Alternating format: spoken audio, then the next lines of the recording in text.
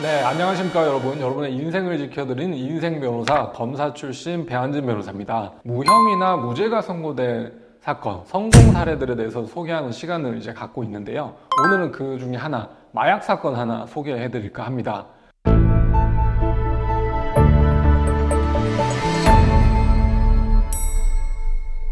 수사가 어떻게 시작되느냐를 법률 용어로 이제 수사의 단서라고 하는데, 마약 사건 같은 경우에는 대부분의 사건이 고소고발은 전혀 없고 누군가의 어떤 제보로 인지 사건으로 수사되는 경우가 많죠. 자기가 보다 이제 선처받기 위해서는 내가 알고 있는 어떤 다른 마약 사범에 대해서 제보를 하고 그걸 공적으로 인정받아서 이제 감형받는 그런 어떤 문화가 있죠. 얼마나 이런 문화가 팽배했으면 마약 은어 중에는 이제 생눈깔 판다라는 그런 말이 있을 정도로 허위로 제보하는 경우가 굉장히 허다합니다. 오래 있었던 일에 대해서 제보로 진술을 하는 경우도 있겠지만 자기가 알고 있는 게 한 3, 4년 전의 거다. 그러면 3, 4년 전의 일에 대해서도 제보가 들어가서 수사가 되는 경우가 있어요. 이번에 무혐의 종결한 그 마약 사건도 의뢰인은 잘 모르는데 한 3, 4년 전의 일이 갑자기 마약 사건이 비화가 돼가지고 조사받으러 오는 연락을 받은 거예요. 마약 수사관한테 이제 연락이 오면 기초적인 그런 내용에 대해서는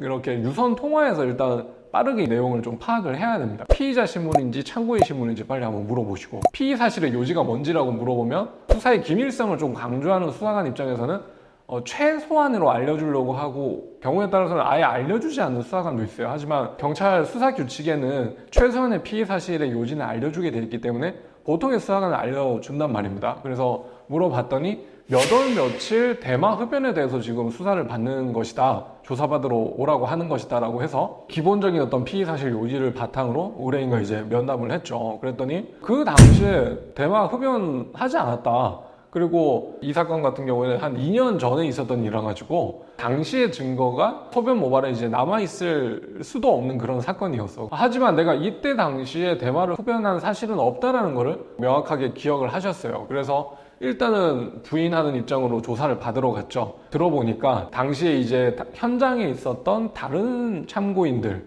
공범들이 저희 의뢰인도 대마를 흡연했다라는 식으로 진술을 했다는 걸 캐치했어요.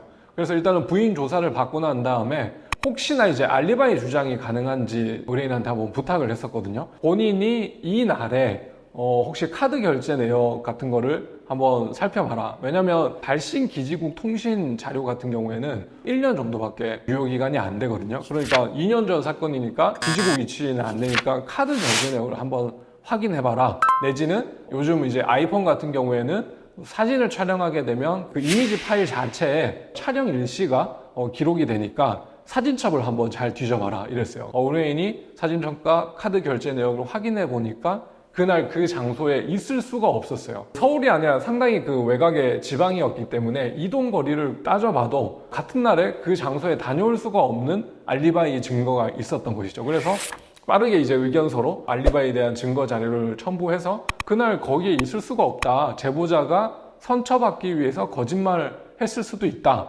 그래서 이번 사건도 알리바이 주장을 의견서로 유효적절하게 개진을 했고, 그 의견서를 보고 수사관께서 불송치 혐의 없음 결정을 했던 사건이었습니다. 억울하게 누군가의 제보로 마약 사건이 시작됐다라고 하면 그 범행 일시에 대한 알리바이 주장을 항상 생각하고 계셔야 된다. 그래서 그 알리바이 주장이 만약에 객관적 증거로 가능하다고 하면 이것만큼 강력한 주장은 없는 것이거든요.